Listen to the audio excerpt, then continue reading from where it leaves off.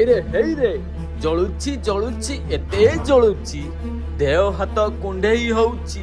ହଁ ଆଜ୍ଞା, ରାଜ୍ୟରେ ପ୍ରଚଣ୍ଡ ଗ୍ରୀଷ୍ମ ପ୍ରବାହ ଜାରି ରହିଛି।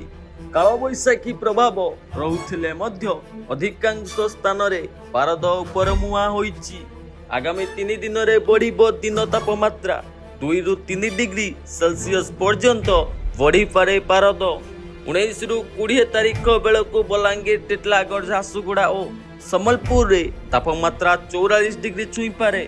ଏହି ସମୟରେ ଉପକୂଳ ଓଡ଼ିଶାରେ ପାରଦ 42 ଡିଗ୍ରୀ ପହଞ୍ଚିବା ନେଇ ପୂର୍ବାନୁମାନ କରିଛି ପାଣିପାଗ ବିଭାଗ। ଗତକାଲି 40 ଡିଗ୍ରୀ ଉପରେ 11 ସହର ତାପମାତ୍ରା ରେକର୍ଡ କରାଯାଇଥିଲା। ବୌଦ୍ଧରେ ସର୍ବୋଚ୍ଚ ତାପମାତ୍ରା 42.9 ଡିଗ୍ରୀ ଥିଲା।